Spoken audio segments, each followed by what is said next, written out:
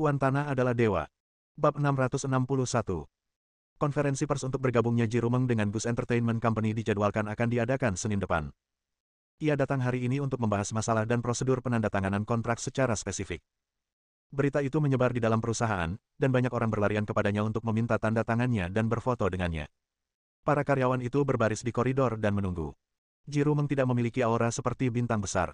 Dia menerima semua orang dan menandatangani tanda tangan untuk masing-masing dari mereka. Adegan itu seperti sesi tanda tangan kecil. Dalam sekejap mata, hari sudah siang. Jirumeng selesai menandatangani untuk orang terakhir, meletakkan pena, dan meregangkan pergelangan tangannya yang sakit. Pada saat ini, manajer departemen Ni Chaifeng datang dan berkata sambil tersenyum, "Nona Rumeng, Anda telah bekerja keras. Saya telah menyiapkan makan siang. Mari kita makan bersama. Ada juga beberapa detail kontrak yang ingin saya diskusikan dengan Anda." "Baiklah, terima kasih manajer Ni, terima kasih atas bantuanmu." Jirumeng tidak bisa menolak dan setuju dengan senang hati. Jirumeng mengenakan topeng dan ditemani Ni Chaifeng, meninggalkan grup Gu dan datang ke restoran kelas atas terdekat. Ni Chaifeng sudah memesan kamar pribadi. Saat Jirumeng masuk, dia langsung melihat sosok yang dikenalnya dan bertanya dengan heran, "Tuan Qin, mengapa Anda ada di sini?" "Saya manajer umum Gu Entertainment. Perusahaan mengundang Anda untuk makan malam, jadi bagaimana saya bisa diabaikan?" kata Qin Ming sambil tersenyum. Jirumeng adalah bintang populer, begitu terkenalnya sehingga banyak perusahaan berusaha untuk merekrutnya. Dia 100 kali lebih populer daripada roti yang lezat. Sebagai manajer cabang hiburan Gu, Ni Chaifeng harus mencari cara untuk memenangkan hati Jirumeng. Setelah menjadwalkan makan malam, dia memberitahu Qin Ming. Beberapa waktu lalu, tersebar luas rumor di internet bahwa Qin Ming adalah pacar Jirumeng, yang cukup membuktikan bahwa hubungan antara keduanya tidak biasa, kalau tidak, itu tidak akan sia-sia. Selain itu, alasan mengapa Jirumeng dapat bergabung dengan Gu Entertainment Company kemungkinan besar karena kontribusi Qin Ming. Itulah sebabnya Ni Chaifeng menelepon Qin Ming untuk lebih dekat dengan Jirumeng dan memudahkan untuk membahas beberapa hal. Hanya ada 3 orang di dalam kotak itu. Setelah duduk, Ni Chaifeng sibuk memanggil pelayan untuk menerima pesanan. Bagaimanapun juga, Jirumeng adalah figur publik, dan tidak nyaman baginya untuk mengungkapkan identitasnya. Dia tidak melepas topengnya setelah memasuki rumah. Baru setelah dia memesan hidangan dan pelayan pergi, dia melepas topengnya, memperlihatkan wajahnya yang menawan dan cantik. Namun, di depan Ni Chaifeng, Jirumeng tidak ingin membicarakan masalah pribadi dengan Qin Ming, jadi mereka hanya membicarakan masalah pekerjaan. Qin Ming tidak tertarik dengan pekerjaan semacam itu. Dia hanya menemani mereka, sesekali menyetujui atau mengundang mereka untuk makan. Ni Chaifeng menyadari bahwa dirinya berlebihan. Setelah menyelesaikan urusannya, dia segera makan beberapa suap dan mencari alasan untuk pergi terlebih dahulu. Dengan cara ini, hanya Qin Ming dan Jirumeng yang tersisa di dalam kotak. Jirumeng menghela napas panjang, seolah-olah dia telah benar-benar rileks secara fisik dan mental. Dia tersenyum, mengangkat gelasnya dan berkata, "Tuan Qin, saya dapat memperoleh kembali kebebasan saya, menyingkirkan Zhao Tianhao sepenuhnya, dan bergabung dengan Gu Entertainment, semua berkat bantuan Anda. Saya bersulang untuk Anda. Kita bukan orang asing, bukankah sudah menjadi kewajibanku untuk membantumu?" kata Qin Ming sambil tersenyum, sambil mengetukkan gelasnya. "Apapun yang terjadi, aku ingin mengucapkan terima kasih dari lubuk hatiku." Setelah mengatakan itu, Jirumeng membuka bibir merah cerinya dan menyesap anggur merah dengan postur yang elegan dan menawan. "Jika kau benar-benar ingin mengucapkan terima kasih, tolonglah aku," kata Qin Ming. "Aku akan membantumu dengan apapun. Katakan saja, apa yang kau ingin aku lakukan." Jirumeng tiba-tiba menjadi tertarik. Setiap kali dia menghadapi bahaya atau kesulitan, Qin Ming membantunya. Dia selalu merasa bahwa dia berutang terlalu banyak pada Qin Ming. Sekarang dia akhirnya memiliki kesempatan untuk membantu Qin Ming sekali dan membalas budi. "Jangan membuat kata-katamu ambigu, itu akan membuatku mudah berpikiran tidak pantas." Qin Ming berkata sambil tersenyum nakal, "Kamu bilang kamu akan membantuku dengan apapun. Jika aku memintamu untuk menyatakan cintamu padaku, apakah kamu bersedia melakukannya?" Jirumeng sedikit tersipu, menatap tajam ke arah Qin Ming dan berkata, "Maksudku, aku akan membantumu dalam masalah serius apapun. Memberikan tubuhmu kepadaku tidak dihitung sebagai membantumu. Kau hanya berhayal. Saya pria normal. Saya pasti punya pikiran yang tidak pantas tentang wanita cantik seperti Anda." Anda mengatakannya dengan sangat ambigu. "Bagaimana mungkin saya tidak punya pikiran yang liar?" Qin Ming membalas. "Jelas-jelas kamu yang punya pola pikir tidak sehat, tapi kamu malah menyalahkanku. Kamu malah membuat masalah meskipun tidak ada yang bisa dilakukan."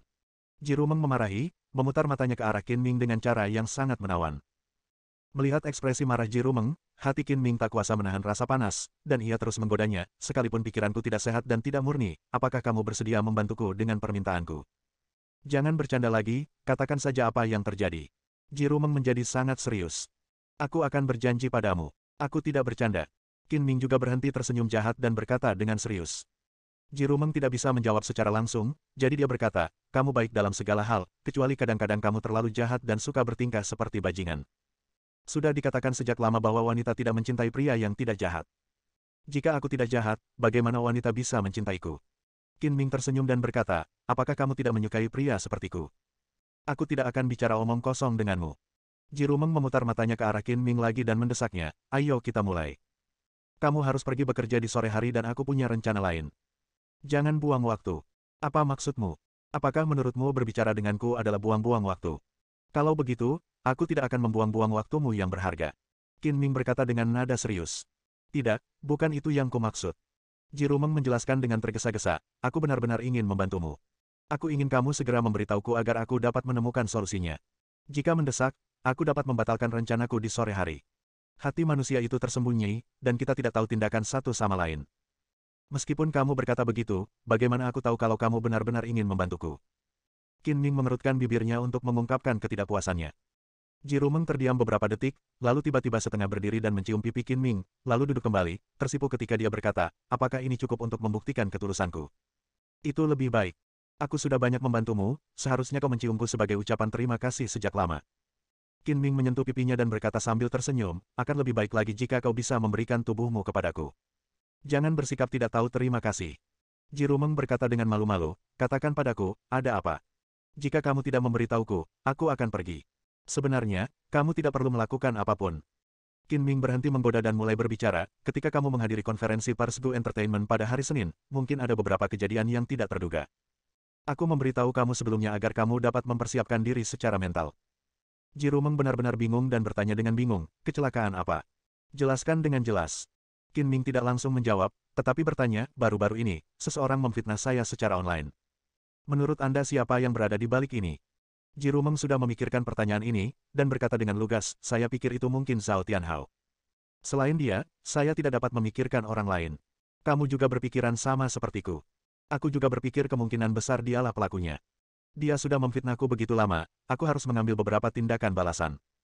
Kalau tidak, dia benar-benar mengira aku buah kesemek yang mudah diganggu. Nada bicara Qin Ming berubah dingin.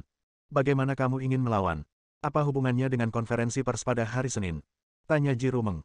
Biarkan dia mengatakan kebenarannya secara langsung, mengumumkannya di konferensi pers, dan membersihkan nama baik saya, jawab Qin Ming singkat. Sepertinya tidak semudah itu. Zhao Tianhao bukan orang bodoh. Bagaimana dia bisa mau bicara tentang hal-hal buruk yang telah dilakukannya?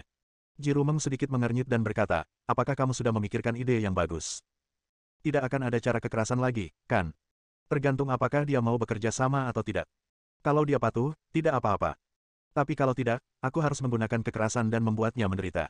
Qin Ming berkata dengan nada sinis. Jika dalam dibalik semua ini benar-benar Zhao Tianhao, maka itu adalah kesalahannya sendiri karena membiarkannya menderita. Ji Rumeng tidak keberatan dan memperingatkannya, hati-hati saat kau memukulnya. Beri dia pelajaran saja. Jangan memukulnya terlalu keras, kalau tidak kau tidak akan bisa menjelaskan dirimu sendiri meskipun kau benar. Jangan khawatir, aku tahu apa yang kulakukan. Qin Ming mengangguk. Lalu, apakah kamu akan pergi ke Beijing untuk mencari Zhao Tianhao besok atau lusa? Ji Rumeng bertanya lagi. Jika dia tidak menemukan Zhao Tianhao, cara yang disebutkan Qin Ming hanya akan menjadi omong kosong. Kita tunggu saja. Aku sudah meminta seseorang untuk mengawasinya. Jika tebakanku benar, dia akan datang ke kota Donghai besok atau lusa, jadi aku tidak perlu repot-repot pergi jauh-jauh ke Beijing untuk mencarinya. Qin Ming berkata dengan percaya diri. Bagaimana kamu bisa begitu yakin bahwa dia akan datang ke kota Donghai? Dia menyewa sekelompok troll untuk memfitnah saya secara daring. Dia pasti ingin menghancurkan reputasi saya dan membalas dendam. Konferensi pers Anda adalah kesempatan yang lebih baik.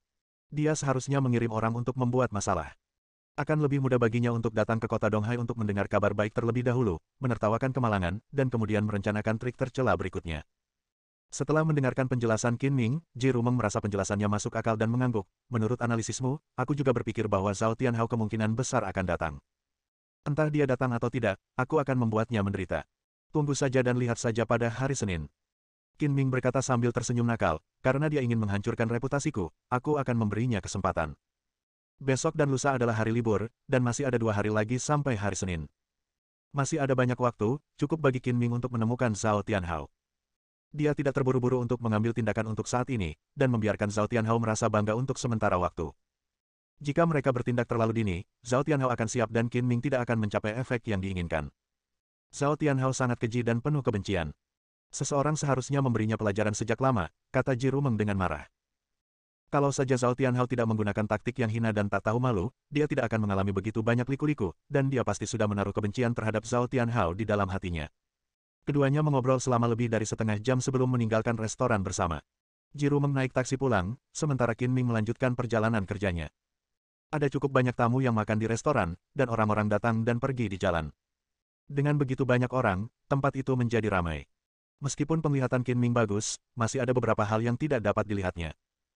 Selanjutnya, masalah pembunuhan oleh organisasi Nirvana dengan hadiah uang tebusan pada dasarnya telah terpecahkan, dan Qin Ming juga melonggarkan kewaspadaannya dan tidak terlalu memperhatikan situasi di sekitarnya. Tepat saat Qin Ming dan Ji Rumeng berjalan keluar dari hotel, seorang wanita yang tampak biasa-biasa saja di jalan sedang bermain dengan ponselnya. Dia diam-diam mengambil dua foto mereka berdua, lalu menghilang di antara para pejalan kaki seolah-olah tidak terjadi apa-apa. Bab 662. Setelah kembali ke perusahaan, Qin Ming melanjutkan pekerjaannya. Menjelang sore hari, saat hampir waktunya pulang kerja, ia menerima telepon dari reporter cantik Yan Mengke. Puan Qin, apakah Anda punya waktu malam ini? Ada yang ingin saya bicarakan dengan Anda, jadi saya ingin mengundang Anda makan malam. Saya harap Anda tidak menolak, karena apa yang akan saya bicarakan ini sangat berkaitan dengan Anda. Qin Ming hanya bertemu Yan Mengke beberapa kali, dan dapat menghitungnya dengan satu tangan. Dia tidak begitu mengenal reporter cantik ini, dan tidak dapat memahami apa yang ingin dibicarakannya, jadi dia bertanya, ceritakan dulu, apa yang ingin kamu bicarakan denganku. Hal-hal yang menyangkut reputasimu tidak dapat dijelaskan dengan jelas melalui telepon, jadi mari kita bicara langsung. Sebenarnya, kamu seharusnya menjadi orang yang mentraktirku makanan ini, kata Yan Mengke dengan nada bercanda. Apapun yang ingin kau bicarakan denganku, aku masih sanggup mentraktirmu makan. Kau bisa tentukan waktu dan tempatnya nanti malam. Karena mereka tidak saling mengenal, Qin Ming menduga Yan Mengke pasti punya sesuatu yang penting untuk dibicarakan dengannya. Jika itu masalah sepele, dia tidak akan menanyakannya. Pukul 7 malam, di restoran Yamamoto di Eastern Ring Road, sampai jumpa, kata Yan Mengke. Baiklah, Qin Ming setuju. Setelah pulang kerja, Qin Ming berkendara ke lokasi yang disepakati dan tiba di restoran masakan Jepang Yamamoto di Eastern Ring Road lebih dari 10 menit sebelumnya. Restoran ini memiliki gaya Jepang murni. Semua pelayan mengenakan kimono. Ruang privat dipisahkan oleh partisi kayu, dan lantainya dilapisi tatami. Ada meja makan panjang dan rendah tempat orang-orang duduk langsung di lantai. Saat memasuki kotak yang disepakati, Qin Ming mendapati bahwa Yan Mengke telah tiba, dan menyambutnya dengan senyuman, reporter dari Universitas Yan, Anda datang cukup awal. Meskipun saat itu musim dingin, pemanas ruangan menyala dan suhunya pas. Yan Mengke melepas mantelnya dan mengenakan sweater rajutan kelelawar hitam dan putih dengan rambut panjangnya terurai di bahunya, terlihat modis dan menawan. Dia duduk bersila sambil menyeruput teh. Ketika melihat Qin Ming datang, dia berdiri dengan tergesa-gesa dan berkata sambil tersenyum manis, saya tidak suka terlambat, jadi saya datang sedikit lebih awal. Silakan duduk, Tuan Qin. Keduanya duduk bersila saling berhadapan. Yan Mengke memanggil pelayan dan menyerahkan menu kepada Qin Ming, sambil berkata dengan sopan, Tuan Qin, apa yang ingin Anda makan? Aku tidak peduli.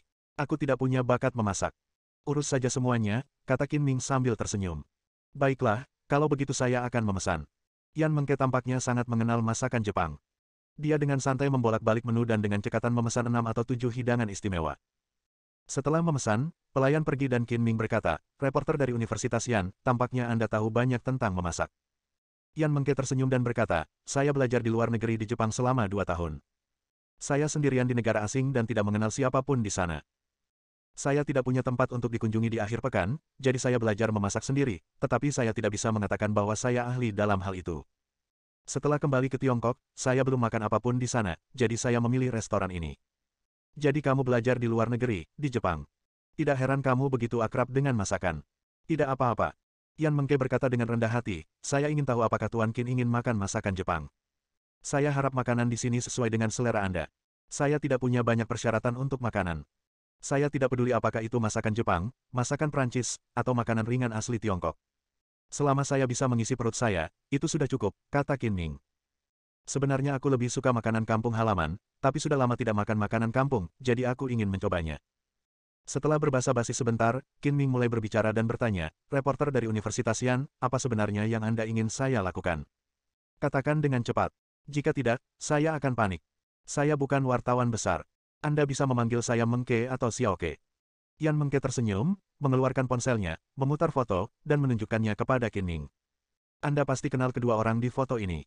Qin Ming memperhatikan dengan saksama dan melihat seorang pria dan seorang wanita di foto itu, dan pria itu adalah Qin Ming. Wanita itu mengenakan topeng hitam, jadi wajah aslinya tidak terlihat, tetapi sosoknya yang cantik terlihat. Melihat sosoknya saja, orang tidak bisa tidak membayangkan bahwa dia sangat cantik. Orang luar mungkin tidak mengenali wanita di foto itu, tetapi Qin Ming mengenalinya sekilas. Dia adalah Ji Rumeng. Dilihat dari latar belakang foto, Qin Ming dan Ji Rumeng mungkin difoto secara diam-diam saat mereka keluar dari restoran bersama pada siang hari. Paparazi ada di mana-mana, jadi kita tidak bisa waspada sama sekali. Bahkan Ji Rumeng dan aku difoto saat makan bersama, kata Qin Ming dengan marah. Dia menduga bahwa paparazi yang diam-diam mengikuti Ji Rumeng yang mengambil foto-foto itu. Yang memejutkannya adalah dia tidak menyadari orang yang mengikutinya sebelum dan sesudah makan. Ya, ini memang diambil secara diam-diam oleh seorang paparazi. Dia mengirimkannya ke ponselku, berharap aku bisa menerbitkannya di surat kabar dan di internet. Yan Mengke menyimpan ponselnya dan berkata, skandal antara kamu dan Ji Rumeng telah membuat banyak kegaduhan. Begitu foto ini dirilis, itu pasti akan menimbulkan gelombang rumor lagi, jadi menurutku perlu untuk memberitahumu. Kami tidak bersalah, dan para penonton itu boleh berkata apa saja. Qin Ming berkata dengan acuh tak acuh, lagi pula, selebritas yang tidak memiliki skandal bukanlah selebritas sungguhan. Wajar saja jika Ji Rumeng memiliki skandal. Meski begitu, tetap saja tidak bagus. Anda harus siap mental. Foto ini pasti akan terekspos di media besar besok. Bahkan jika saya tidak mempublikasikannya, reporter hiburan lain akan menerbitkan artikel. Mohon maaf karena tidak dapat membantu Anda. Yan Mengke meminta maaf. Tidak apa-apa, aku tidak peduli, tapi aku tetap ingin mengucapkan terima kasih.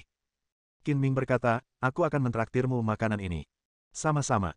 Anggap saja ini sebagai bantuan karena telah mengantarku dari bar ke hotel saat aku mabuk beberapa hari yang lalu.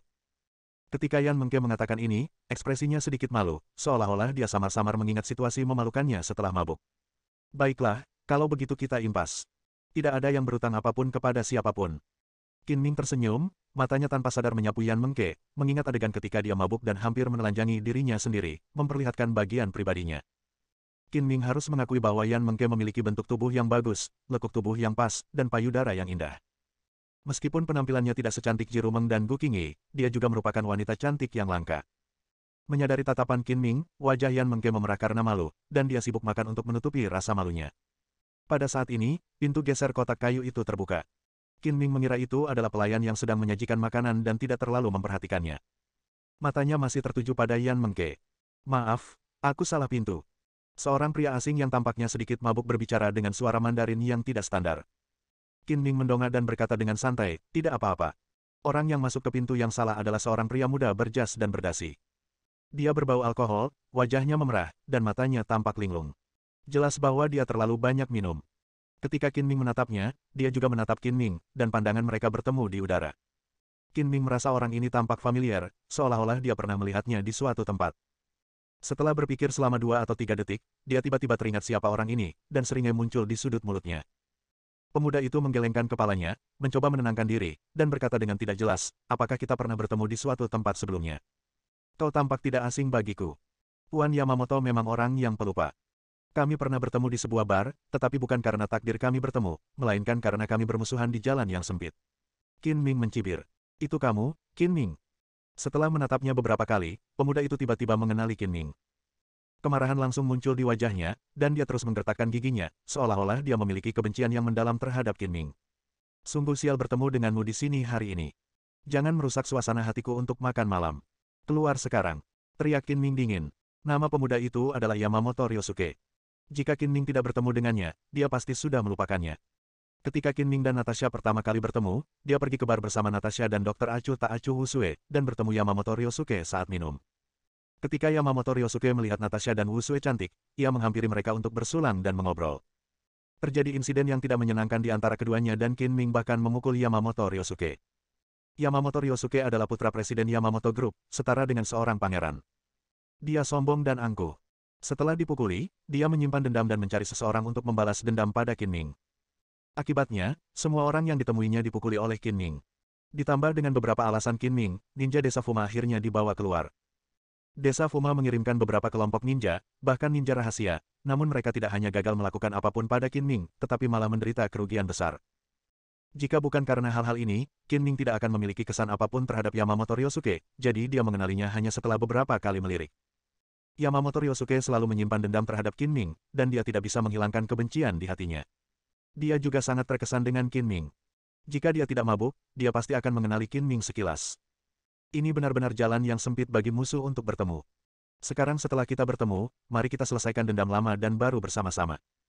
Yamamoto Ryosuke berkata dengan marah, lalu dia cepat-cepat melangkah keluar, mengeluarkan ponselnya dan menelepon. Jelaslah, ia tahu bahwa dirinya tidak mampu sendirian, jadi ia segera meminta bantuan. Sungguh sial.